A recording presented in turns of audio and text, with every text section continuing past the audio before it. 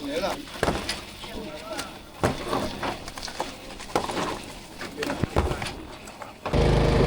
းလုံးမင်္ဂလာနေ့ခင်လေးပါဒီကနေ့ကျွန်တော်တို့စီလကြတင်မောဂိတ်မှာ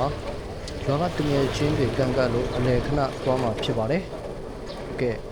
ဟိုရောက်ရင်ဘာတွေမြင်တွေ့နိုင်မလဲဆိုတာကျွန်တော်နဲ့အတူလိုက်ကြည့်ပေးပါဦးဗျာဟုတ်ကဲ့ကျေးဇူးအများကြီးတင်ပါတယ် let's go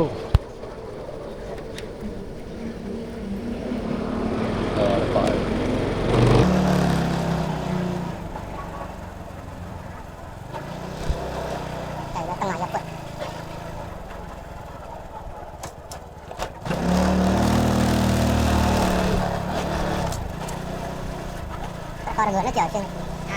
nó có rất người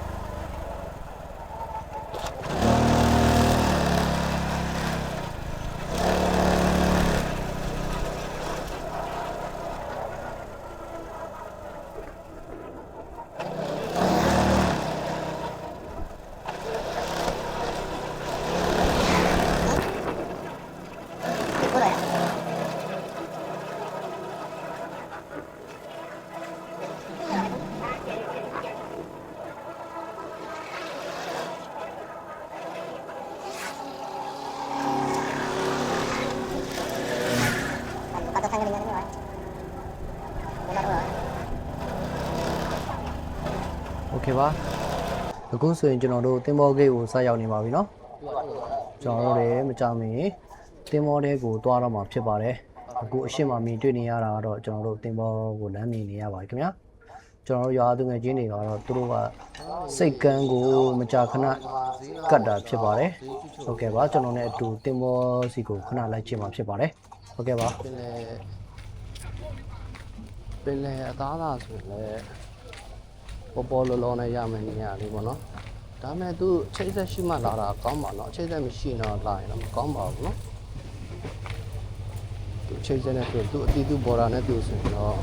ဘာလို့လဲဘာစားကြည့်နေကုန်လာတာနော်ဟုတ်ကဲ့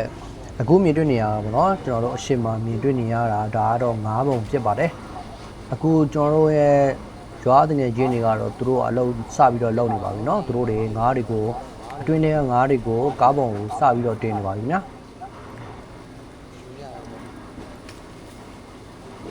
တင်မောကိတ်မှာပေါ့နော်ကျွန်တော်တို့ဒီငါးလေးကိုစမ်းကြတော့ကျွန်တော်တို့လာလိုက်ရတာဖြစ်ပါတယ်ဒါတော့ကျွန်တော်ညီမပြီးသားလေးပါတော့ကျွန်တော်ညီမပြီးသားမဟုတ်ပါဘူးဒါကျွန်တော်ရွာလာတယ်တော့မတော့ငါးတလီလုံးကငါးတွေပဲနော်ငါးပြီးကျွန်တော်ကငါးပေါက်လေးဟုတ်ကဲ့ဒီအလုပ်တွေကတော့ပြောရမယ်ဆိုရင်တော့ကျွန်တော်တို့ထိုင်းလူမျိုးတွေကတော့တိတ်မလုပ်တဲ့အလုပ်တွေဖြစ်ပါတယ်เนาะဒါကျွန်တော်တို့မြန်မာပြည်သားတွေတိတက်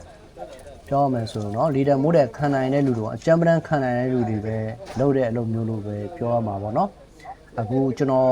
လေအပေါ်ကနေလမ်းကြည့်တာမှာเนาะငါးညီစော်တို့ငါပုတ်စော်တို့တွေကတအားနံတဲ့နေရာမျိုးလည်းဖြစ်တယ်အားကြောင့်မို့သူတို့ထိုင်းလူမျိုးတွေပဲလုံနိုင်ပါလေเนาะအားကြောင့်မို့မြန်မာပြည်သားတွေကိုဈေးချစ်ချိုကြီးနဲ့ခိုင်းနေတဲ့အလုပ်တွေလည်းပဲပြောရမှာပေါ့เนาะဟုတ်ကဲ့ပါမကနန်းတွေပင်လယ်ငါးတွေကတော့ဒီမှာတလီလုံးကငါးအပြည့်ပဲဟုတ်ကဲ့အခုဆိုရင်ကျွန်တော်ခုနကတော့ရွာတင်ငယ်ချင်းတွေအလုပ်လုပ်နေတာပင်ပန်းတာကျွန်တော်မြင်တွေ့ရတာပေါ့เนาะသူတို့တွေအပြည့်အောင်ကျွန်တော်အချိုရည်လေးနည်းပါးတော့ဝယ်တိုက်မှာဖြစ်ပါတယ်အခုကျွန်တော်ဆန်းဆိုင်မှာရှမ်းအန်ဒီဆိုင်မှာကျွန်တော်အချိုရည်လာဝယ်ပါတယ်ဆိုတော့သူငယ်ချင်းတွေကိုတော့တိုက်မှာဖြစ်ပါတယ်ခင်ဗျာโอเคကျေးဇူးအများကြီးတင်တယ်သူတို့လည်းတော့သူကိုရီးယားနိုင်ငံသားလည်းဖြစ်ပါတယ်โอเคပါဟုတ်ကဲ့ပါအခုဆိုရင်သူတို့တွေကတော့အလုပ်ထဲမှာတော့အကျိတ်နဲ့လုံနေရတာကျွန်တော်မြင်တွေ့ရတာပေါ့နော်ဘာလို့လဲဆိုတော့ကျွန်တော်ဒီလေထဲမှာမြင်တွေ့နေတဲ့ငါးတွေကတော့တကယ်များတဲ့ငါးတွေပါနော်အပေါ်အပြင်ပိုင်းရောအတွင်းပိုင်းရောငါးတွေကပြည့်ရှံနေပါတယ်အခုတစ်ခေါက်ကတင်နေတာကတော့ငါးဟောတာငပိကောင်တွေပေါ့နော်ငါးပေါက်လေးတွေပေါ့နော်ငါးအသေးအမွားလေးတွေကိုအခုသူတို့ကားပေါ်မှာချင်းနဲ့လောင်းတင်ရတာမြင်တွေ့ရတာပေါ့နော်ဒီကောင်ကိုလည်းခံနိုင်မှာကျောင်းလို့ဆိုရင်ငါကသူ့အမျိုးအစားသူ့အစိုက်နဲ့သူပေါ့အကြီးဆိုအကြီးအသေးဆိုအသေးသူ့နေရာနဲ့သူအဲအကြောင်းမို့ကားပေါ်ကိုဆွဲတင်နေရတာမြင်တွေ့ရပါတယ်ဟုတ်ကဲ့ကျေးဇူးပါ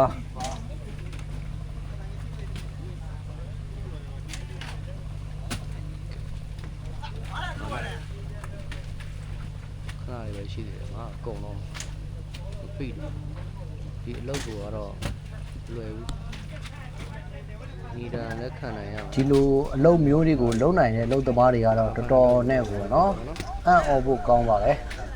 သူတို့တွေနေမနာညမနာနဲ့ဒါမဲ့သူ့အချိန်နဲ့သူတို့နားရတာပေါ့နော်ညတွင်ဆိုရင်လည်းညတွင်ဆိုရင်လည်းငါတိုးတဲ့အချိန်ဆိုရင်လည်းမအိပ်ရဘူးကောင်းလည်းမအိပ်ရဘူးပြီးရင်တေချာသူ့အလက်နဲ့သူယူဆိုင်ပြီးတော့ငါဖမ်းရတာပေါ့နော်ဟုတ်ကဲ့နောက်တော့သူတို့တွေကငါဖမ်းထွက်တဲ့အချိန်ကနော်တခါတလေကြာရင်9ရက်10ရက်10ရက်ကျော်ကြည့်ကြတာပေါ့နော်ကန်းတစ်ခါကတ်ဖို့ကသူတို့ကတနေ့လုံးငါပြိမှကန်းပြန်ကတ်ရတာပါဒါမဲ့ဒီတင်မောထဲမှာလည်းသူတို့ရိတ်ခါပစ္စည်းတွေတခါတည်းအလုံးအလောက်ထည့်သွားပါတယ်ရေခဲတွေကအစသူတို့ကပြောဆိုငါးတကူတင်မောထဲမှာတူလောင်ရတာပြောရက်တွေများတဲ့ခါကျတော့ငါးတွေပုတ်ရမှာဆိုလို့ရေခဲကိုလည်းနိုင်တင်မောထဲမှာလုံးလောက်ပြစ်ထည့်သွားရတာပေါ့နော်ဟုတ်ကဲ့ပါလောက်ရတဲ့အလုပ်ကိုကြည့်ပါနော်။ဟောင်းများပြီးသားဘယ်လိုလောက်ရလဲဆိုတာကြည့်လိုက်နော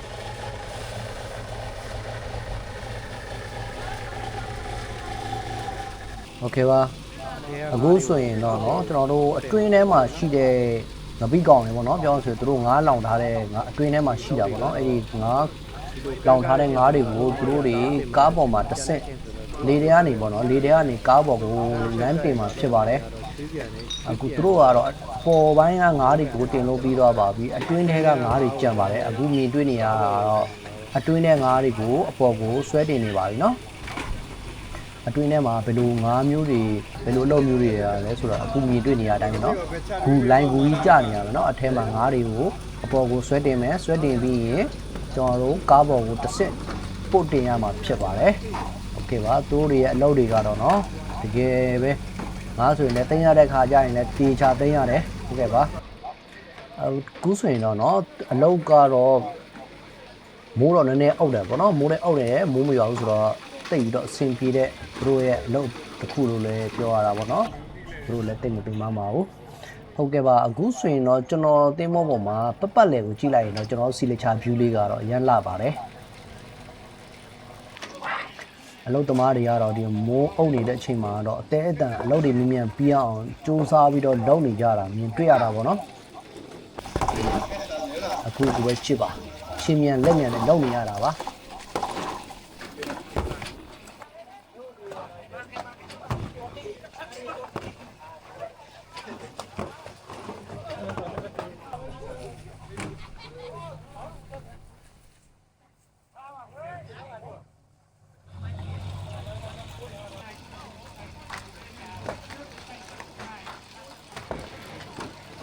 ကဲအခုဆိုရင်ကျွန်တော်တို့ရဲ့ဘော်တွေပေါ့နော်သူတို့တွေငါးတင်လို့ပြီးတော့မှဖြစ်ပါတယ်နော်သူတို့တွေငါးတင်လို့ပြီးရင်ဘာတွေဆက်လောက်ရလဲဆိုတော့သူ့နေရာနဲ့သူအဆင့်ဆင့်သူတို့ပြောမယ်ဆိုရင်ဒီနေ့သူတို့တွေပစ္စည်းတွေအကုန်လုံးတင်နေပြီပေါ့နော်အခုမှမြင်တွေ့နေရတော့သူတို့ကငါးဖမ်းတဲ့ပိုက်ကိုစနစ်တကျဖြစ်အောင်ဆွဲတင်နေတာမြင်တွေ့ရပါတယ်ခင်ဗျာ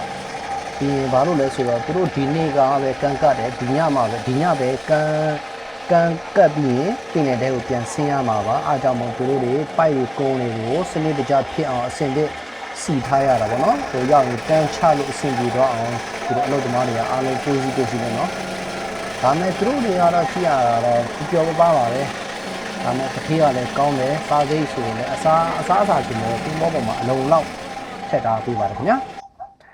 ဟုတ်ကဲ့ပါအခုဆိုရင်ကျွန်တော်တို့စီလက်ချာတင်မော်ဂိတ်ကနေပြန်တော့မှာဖြစ်ပါတယ်ခင်ဗျာအခုလိုကြည့်ရှုအားပေးတဲ့အတွက်ကျေးဇူးအများကြီးတင်ပါတယ်ဟုတ်ကဲ့